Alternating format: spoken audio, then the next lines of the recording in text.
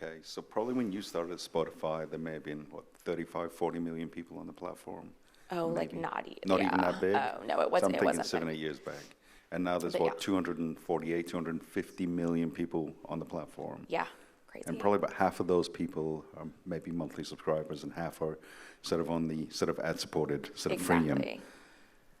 That's pretty rapid growth in such a really short space of time.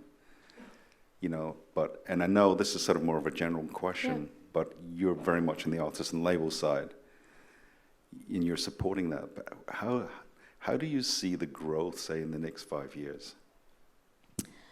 Of just like the platform and... Yeah, because you think, okay, if you've got 250 million people, which is a lot. Yeah.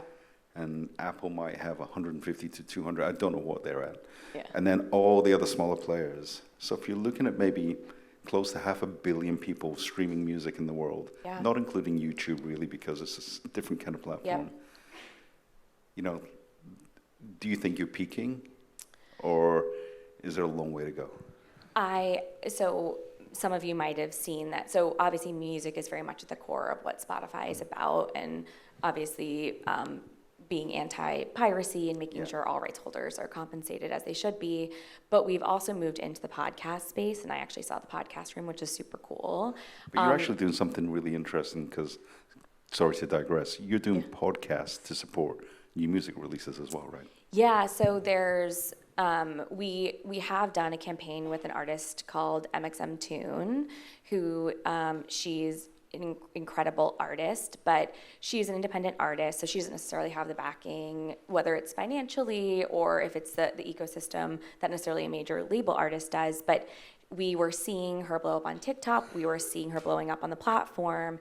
And, for artists, we love to always try something new. And we don't always have the opportunity to do that for every campaign. We try to make them all special. And someone like her, she was very much like, she made all of her music in her bedroom.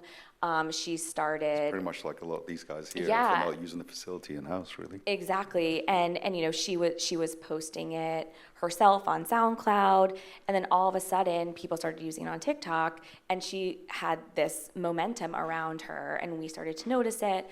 And she happened to start working with the management company that we were pretty close to. It's the same management company as Lauv, if you know who Lauv is, and someone that we worked with for a long time.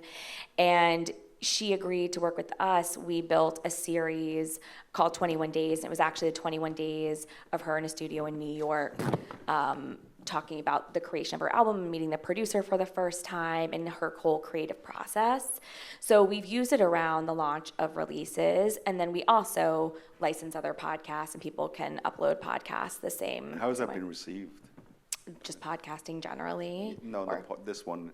Specifically looking at the podcast around the new artist launching. I think it's really interesting because obviously you have to be really open with the process, and some people, as you know, all kind of have a different creative process.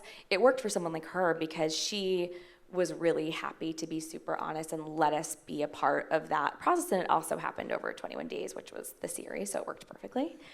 But because you see sort of, there's artists like Dolly Parton who's got, which I haven't heard the podcast, but I've been told to go listen to it. Mm-hmm. People say it's amazing. So that's like a legend who's doing podcasting. Now we're talking about doing a brand new artist doing podcasting. Exactly. But I'm trying to look at sort of people here who are making music, or people here who are just in content creation or want to be managers.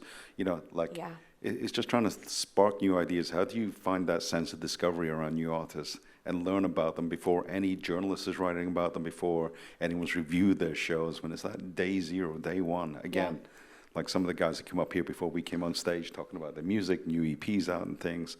It's like, how do you get noticed today? So this is sort of one of the things that I'm fascinated about. You're at the forefront of it, and I'm trying to learn at the same time. Everyone here is trying to learn.